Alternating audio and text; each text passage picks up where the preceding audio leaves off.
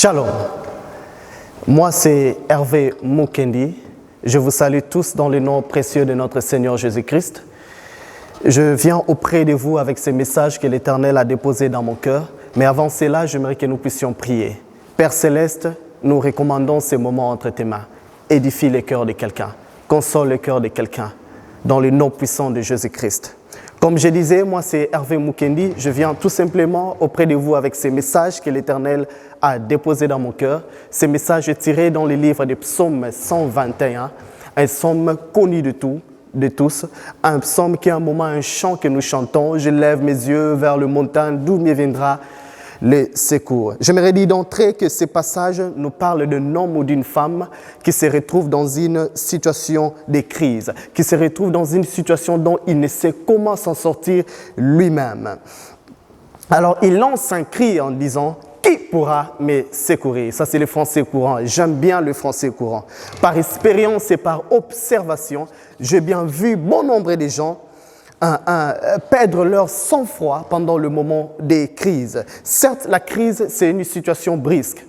Chaque crise rend l'équilibre qui existe. Chaque crise amène le déséquilibre. Mais la Bible nous enseigne, en tant qu'enfants de Dieu, de garder notre sang-froid pendant le moment des crises, de garder notre sang-froid pendant le moment des crises et de fixer nos regards sur Jésus. Alléluia. J'aime bien la Bible, bien-aimés frères et sœurs. J'ai lu ma Bible à moi dans les livres des 2 Chroniques, le chapitre 20, le verset 12.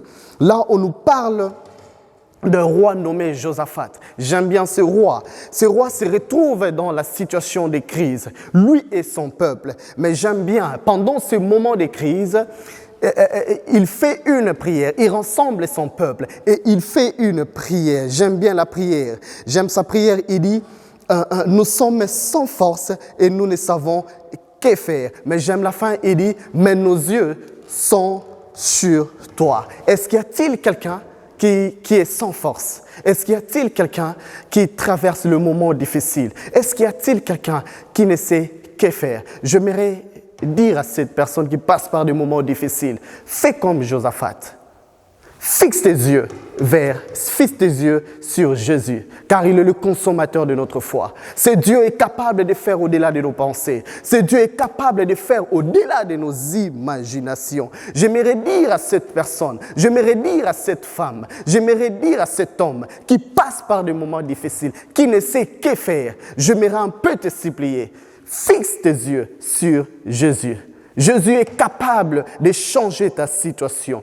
J'aimerais dire aussi à quelqu'un, l'homme est l'instrument principal de la bénédiction que Dieu utilise. Mais malheur à celui, durant le moment de crise, il aura fixé ses yeux sur les canaux ou sur l'instrument que Dieu utilise, au lieu de fixer ses yeux sur la source qui est notre Dieu. J'aimerais dire à un homme, à une femme, que l'homme te donnera selon ses capacités. Mais Dieu te donnera au-delà de la capacité même. Il est le Dieu qui nous fait du bien. J'aime la Bible. Si vous lisez la Bible dans les livres de 2 Chroniques, le chapitre 1er, le verset 12, là c'est l'histoire de Salomon. Je suis étonné alors que Salomon demande une chose à Dieu.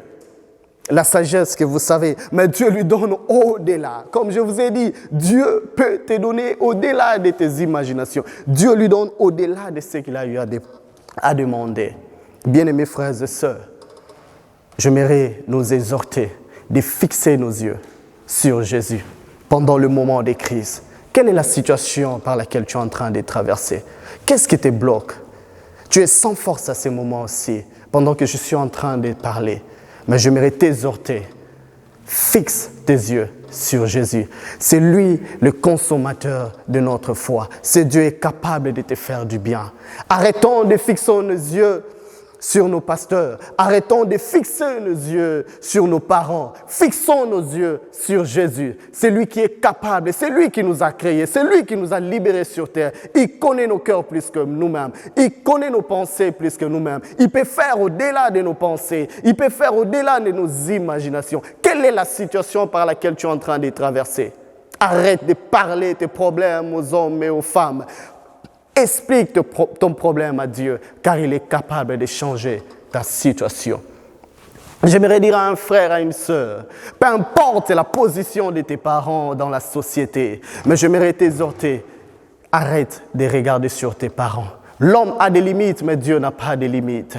L'homme a des limites, je répète, mais Dieu n'a pas de limites. Fixe tes yeux sur Jésus. Ce Dieu est capable de changer, de shifter ta situation. J'aimerais dire, je lève mes yeux vers les montagnes, d'où me viendra le secours. Ton secours vient de l'Éternel. Shalom, que Dieu vous bénisse.